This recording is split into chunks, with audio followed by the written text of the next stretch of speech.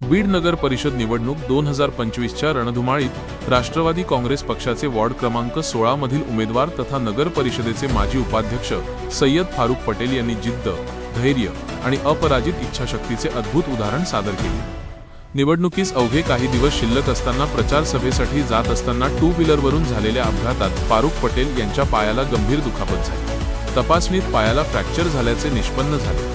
डॉक्टरांनी तातडीने प्लास्टर करून पूर्ण विश्रांतीचा सल्ला दिला। चालणे तर दूरच, घराबाहेर पडणेही अशक्य झाले। या घटनेमुळे कार्यकर्त्यांमध्ये चिंतेचे वातावरण पसरले। ऐन निवडणुकीच्या तोंडावर उमेदवारच प्रचार करू शकणार नाही, विरोधक याचा फायदा घेतील अशी चर्चा रंगू लागली। अनेकांना वाटत होते की आता फारुक पटेल यांचा प्रचार थांबेल आणि लढत एकतर्फी होईल। मात्र हे सर्व अंदाज पोल ठरवणारा ठरला फारुक पटेल यांचा निर्धार।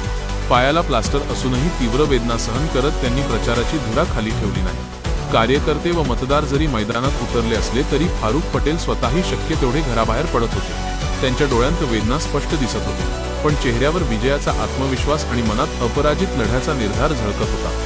हीच जिद्द, हेच मनोबल आणि जनतेशी असलेले घट्ट नाते अखेर निर्णायक ठरले। मोठ्या आणि भल्या मोठ्या मताधिक्याने सय्यद फारुक पटेल यांनी विजय संपादन केला।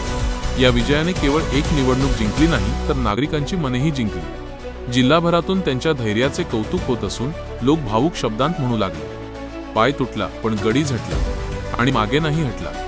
हा विजय अपघातावर मात करणाऱ्या एका उमेदवाराचा नसून संकटातही न डगमगणाऱ्या इच्छाशक्तीचा आणि जनतेच्या विश्वासाचा विजय ठरला आहे।